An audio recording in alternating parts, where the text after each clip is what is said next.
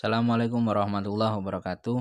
Anak-anakku yang saya cintai, pada mata kuliah studi keislaman, kali ini kita masuk pada tema ya tentang agama dan manusia.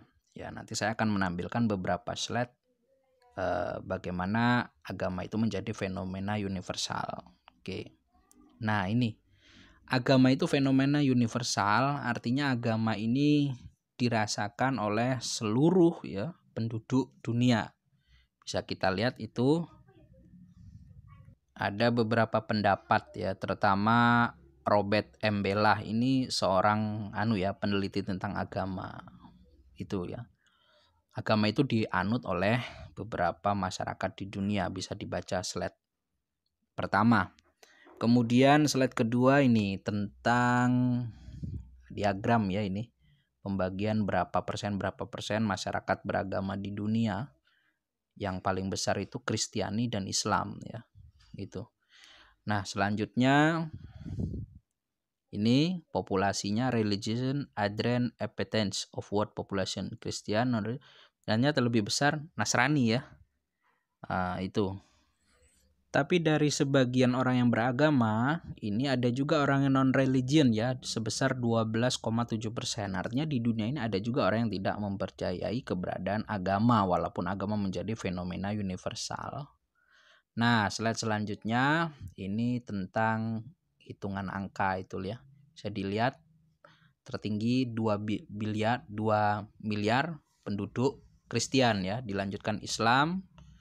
Nah, itu jumlah presentasinya ya.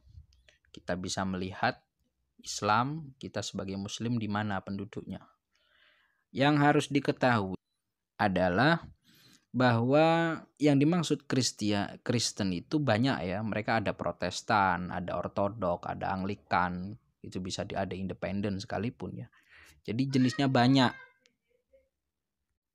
Nah, slide selanjutnya ini peta dunia, itu ada legendanya. Legenda itu warna-warna bisa kalian lihat ya.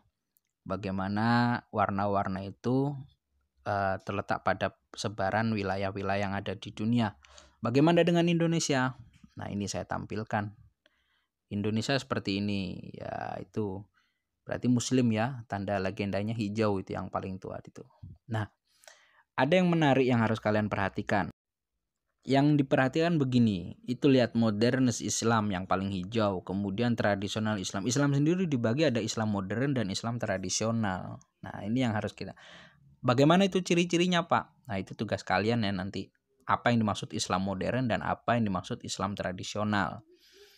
Faktanya seperti itu, di Indonesia ini Islam sendiri terbagi menjadi beberapa kelompok ya. Itu adalah fakta yang harus kita sadari.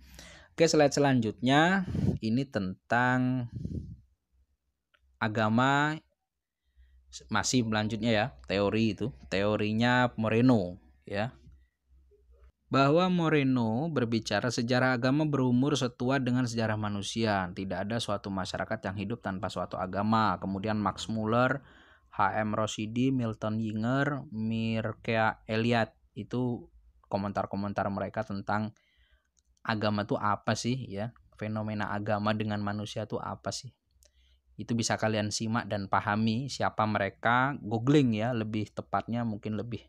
Yang jelas mereka ini pakar-pakar keagamaan, orang-orang yang memikirkan tentang agamaan. Kemudian saya masang gambar. Nah, ini evolusi manusia ya, mulai dari manusia, bentuk manusia purba dari tahunnya sehingga sekarang. Jadi begini, manusia itu ketika sempurna pada saat inilah, sempurna pada saat ini menjadi pada sapien ya, jentik sapien inilah mereka berakal, otaknya besar. Disinilah manusia membutuhkan agama. Nah, itu jangan kamu cari ya, kamu bentuk yang mana, kita bentuk yang terakhir, nanti malah nyamain. Slide selanjutnya di sini ada McCrewl, kemudian Edward Tyler, Grazer, dan Maret ya. Itu begini, mereka melakukan teori bahwa agama itu tidak turun dari Tuhan ya, tapi justru justru agama ini berangkat dari fenomena diri sendiri. Jelas ini menyalahi ya seperti yang kita pahami bahwa agama itu turun lewat Tuhan, dari Tuhan, kemudian lewat Rasulnya, orang yang ditunjuk. Nah, ini coba lihat. Teori magis Grazer adalah tindakan manusia untuk mencapai suatu maksud dengan kekuatan gaib. Yang harus dipahami bahwa ini orang-orang barat ya, orang-orang yang memang Tuhan bagi mereka adalah sebuah halusinasi. Mengapa seperti itu? Nah, nanti kita ada bab tersendiri membahasnya. Beda dengan kita orang timur bahwa Tuhan adalah sesuatu kekuatan yang pasti ya. Kemudian masih pada teori agama Sigmund Freud, ini orang pakar psikologi ya, terus Emile Durkheim dan Andre Long. Mahasiswa, saya sangat menyarankan teman-teman mahasiswa memperkaya referensi bacaan ya. Daring ini mengajak kalian untuk lebih berinovasi dalam kuliah. Kalau misalnya offline itu kan kalian dengarkan saja dosen ngomong apa ora. Nah, tapi ini tidak bisa ya. Jadi menuntut kalian untuk harus banyak membaca buku.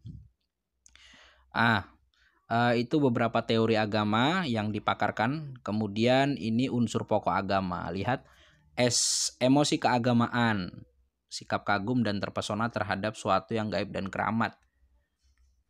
Ya, itu emosi unsur pokok agama. Mengapa orang memilih agama? Karena ini ya. Pertama, orang sikap kagum, terpesona ya, sesuatu yang gaib. Kemudian konsep mengenai Tuhan. Manusia itu sejatinya mencari Tuhan ya. Pasti percaya dengan ada satu kekuatan yang menggerakkan. Kemudian sistem peribadatan. Manusia juga pada dasarnya butuh sesuatu beribadah. Ibadah itu apa sih?